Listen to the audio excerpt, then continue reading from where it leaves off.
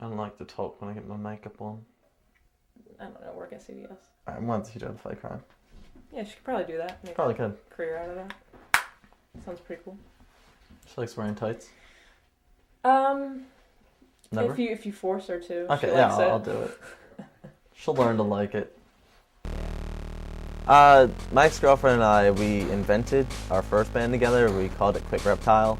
It was a parody band, and we were doing different genres, and that's what gave me the idea to just make a pure glam rock band instead of trying to make fun of metal and folk. Just focus on one of them and make a parody band out of that.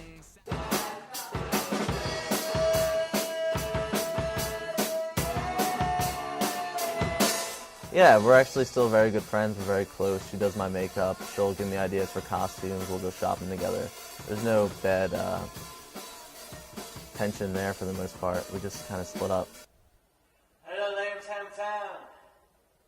Can you believe they got me to perform in here? I certainly can't. But you guys ready to rock? Okay, yeah, play the song.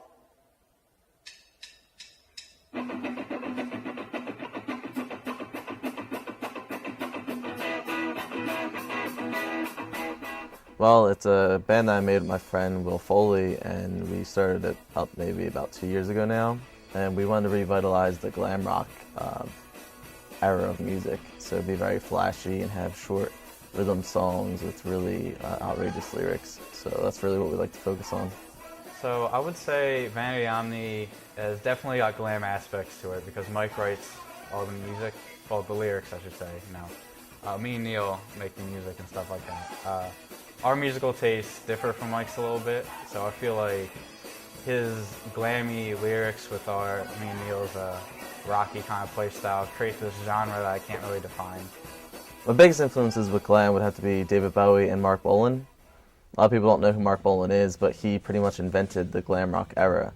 David Bowie didn't steal it from him because they were close, and they're still, Mark Bolan's dead, but David Bowie's still close to Bolan's family, so it wasn't like they were enemies, they just influenced each other for the most part. And when I started to get into glam, I would watch a lot of their old videos and see how they performed, and it was really a combination of theater and music together. I have to say, one of my biggest role models in music has got to be Dave Grohl. How versatile he is, drums for Nirvana, Foo Fighters, sings bass guitar and stuff. And I don't know, I think he's really cool and really talented. And if I were to ever get anywhere in music, I'd wind up somewhere like him. You see, one time my friend, I used to slice up the bananas this way. My friend, he came over, and he's a videographer, and he likes to sleep on my couch. And he sliced a banana that way and sliced it that way. And I've been doing it that way ever since. True story. This is a new look that I think that we should do. I don't like it. Okay, you don't have to do it. Okay, good. I don't want to do it. Well, good, because sometimes people, they disagree on things. And then they compromise. And then they compromise. Yeah, isn't this great, guys? So you don't have to do it. All right, sounds good. You at least have to suck my cock this Thursday. I'm not doing that. Then you have to do this. I don't want to put the makeup on to be like... You have to do one or the other. They're both... Compromise. Or close. Or gay. Or close. I met my drummer, Will Foley, when I was in 7th grade on my first day of class. I walked inside in my science class and I sat down right behind him. When they went through roll, I heard his name. I tapped on his shoulder and I said, "I like your name. We're going to be friends." And then we weren't for about 3 years. So I would say my sophomore year of high school, we actually started to hang out and we became closer and became good friends that way. So, yeah, we met in like 7th grade. We had a few mutual friends and science class together and stuff like that. We hung out over the years. I learned to play drums through, believe it or not, Rock Band, of all things. I never had actual lessons or whatnot. I got my first set. My dad traded his friend a 6-pack of beer for my first drum set.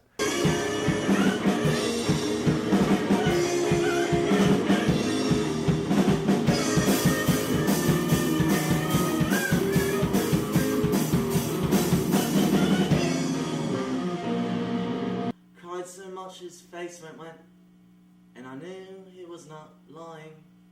Have you heard that song? No. You should.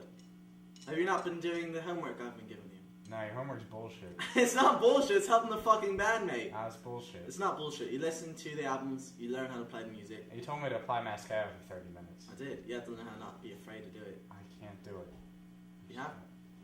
Yeah, I feel like he's not just secure with himself to put on tights and makeup and stuff. He just is really uncomfortable with it. While I, on the other hand, maybe I am more comfortable with it because it is really, truly another persona. And I'm not doing it myself as Michael Polo, I'm doing it as Joseph Omni. So I don't think Will has the ability to become Liam Omni as much as I can become Joseph Omni. I like the music we play. On the other hand, the glam lifestyle isn't really for me. We played a concert at a fire hall where I was forced to wear these tights and a bathrobe, and I had to get makeup done on my face. And it wasn't really my thing. I didn't really want to do it. Did it for Mike. But it wasn't my favorite thing to do. I'll probably resist next time he tries to do such a thing to me. But it was a good time nonetheless. I heard you love mudkips as much as I do. It's true. Mm-hmm. They break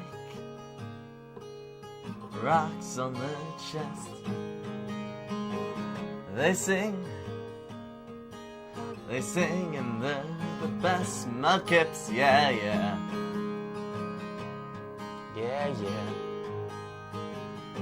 So what I like to do is have my vocals change up throughout a song, and our guitarist and the music will change up throughout a song as well. So if it's very easygoing singing, it'll be easygoing music. But when Neil will play really harsh on the guitar, I'll probably start screaming or being very, very rough with my voice. Yeah.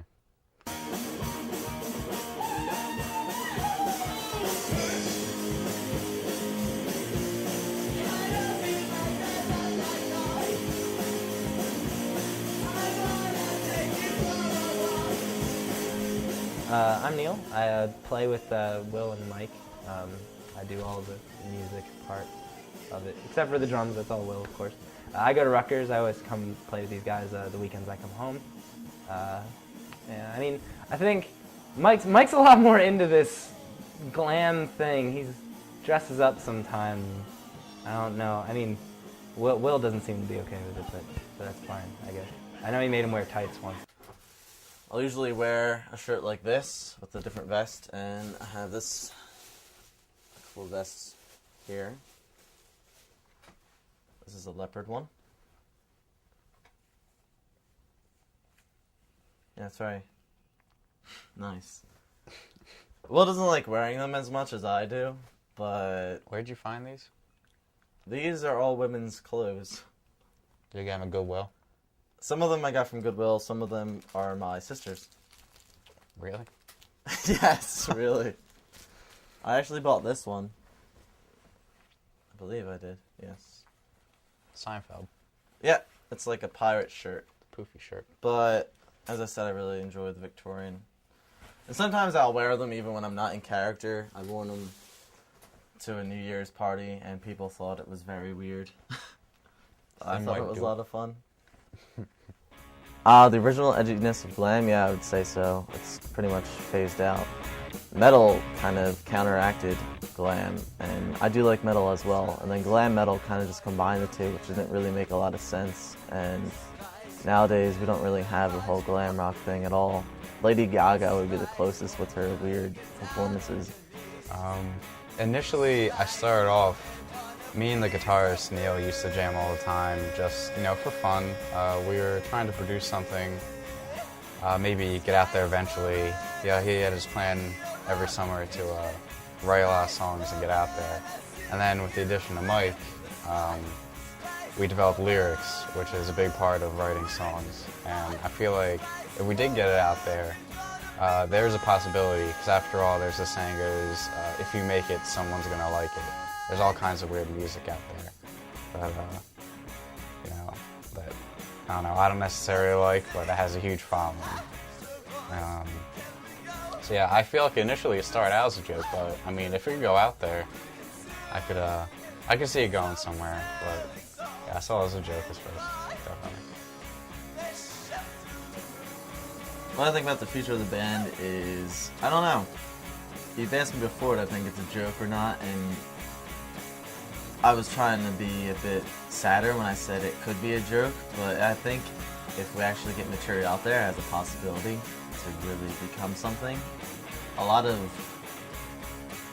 bands today don't really have the stage presence that I think glam rock or glam metal or just older bands had. Now everyone seems to be the same generic, so I feel as if it's about time, and I'm not talking Lady Gaga style to have a costume, but to mix the theater back in with the acting and to really put on a whole new persona.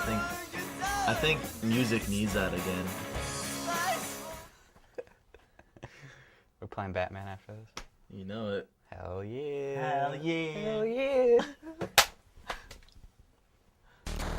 On the wrong side of 20, we've been so blind, no longer in the dark, no more question marks, and no more bars.